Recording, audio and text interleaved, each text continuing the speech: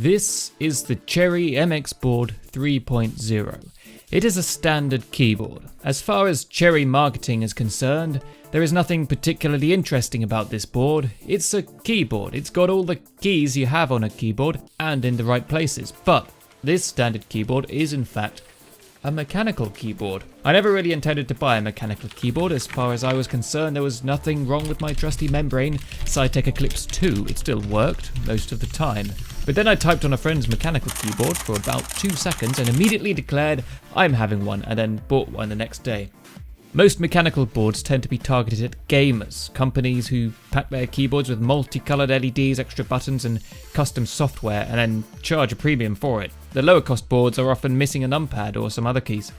What I wanted was the mechanical key experience without any of the other gaming keyboard poppycock. Enter Cherry, who have been around forever and are great at making keyboards, boards with keys on them. To Cherry, a mechanical keyboard isn't necessarily for gaming, and you won't find a full-size mechanical board for less money than the MX Board 3.0, at least not in the UK. So what does it have? It's got all the keys in the right places, with just a few additional media keys in the top right for volume and mute controls. There are no USB ports, no backlighting, no rest, though one can be bought separately. The micro USB cable is detachable and thus easily replaceable should it become damaged, though be careful with it. If you're used to yanking your keyboard to move it around to make room for plates of food like the dirty gamer that you are, then the port on the back of the keyboard could easily be damaged. In fact, many of the negative reviews of this keyboard from Amazon users tend to refer to the vulnerability of the port. The keys themselves are shallower than a standard key, though fatter than a laptop key. They sit fairly close to one another, though not so close that it's uncomfortable to type on.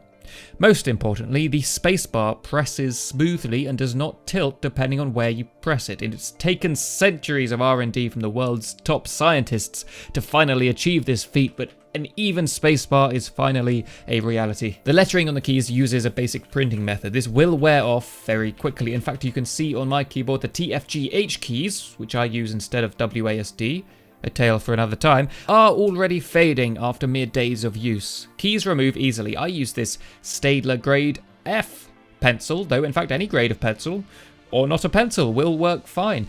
On the bottom you get some rubberized pads and the option to add these 2 triangular pads for extra grip. The design of these is a little odd, to be honest. You have to stick them on yourself, and if you fuck it up, which is easier than you might think, then, well, you fucked it up. Because of the triangular shape, the thin pointed end can lose its sticky layer, and you could be left with a wobbly point on your triangle.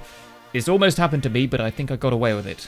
So, it's a keyboard, and it works. But does this red switchboard actually offer any gain beyond the supposed lifespan advantage of mechanical switches? Will your reaction times be better with these red switches? Will you get more headshots? Will your APM reach Korean levels? Watch the next video where I'll compare the advantages and disadvantages of red, blue and membrane keyboards. I'll also test their response times versus a Logitech gaming mouse. Can any keyboard match the speed of a mouse click?